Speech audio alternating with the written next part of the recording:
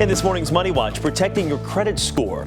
This three-digit number can determine whether you get a mortgage or car insurance, sometimes even a job. And CBS News business and economics correspondent Rebecca Jarvis is here to help you keep your credit score intact and improve it on some cases. Why is it so important, though, for people, for their credit reputation and to watch that score?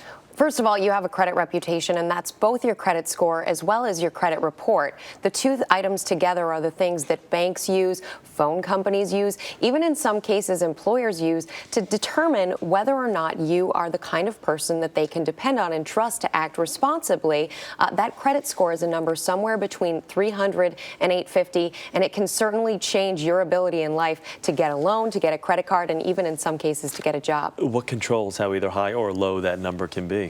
Well, about 35% of it is whether or not you pay your bills on time. But then there's another 65% of it that comes down to things like how much of your available credit are you using? For example, if you have a credit card that has $10,000 available of credit on it and you're using $9,000 of that available credit, well, your credit score can actually go down because of the fact that you're using so much of the credit that's available to you. And when it comes down to, like you said, just paying your bills, if you miss a month here and there, that even something as insignificant as that can really knock your score down. It can. I mean, the biggies obviously are bankruptcy and foreclosure. Those two items can stay on your credit report and impact your credit score for up to 7 to 10 years. So in those cases, it's certainly a big deal. All right. What do you do if you do have a bad credit score? The first thing you can do, it's easy, or I mean, sometimes easier said than done, but it's paying your bills on time. Pay off all of those late bills.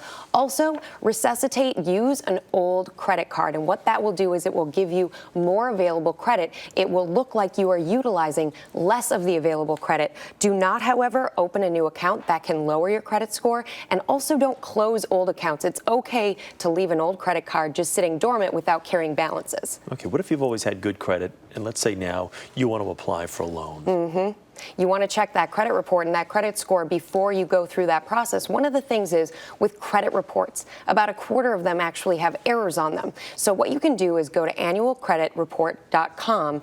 There you will find 3 options. You can get 3 free credit reports from Equifax, Experian, and TransUnion. Those are the 3 companies that collect all of the data and maintain it in their systems. You want to go there and check for errors because you don't want an error to come in between you and a loan. Yeah. And sometimes if you have an error, you go back to these companies and you tell them about it. How quick a process is it if you do find errors in it? I think the general perception is this is going to take forever to clean this up. Well, it takes about 30 days to really change your credit situation. But what you want to do is send a certified letter to the credit union as well as to the bank to let them know that you see that error. First, I would recommend calling up the bank itself and just saying, listen, guys, I don't know what this is all about. Got it. All right. Rebecca Jarvis, thank you. Thanks. Good to see you.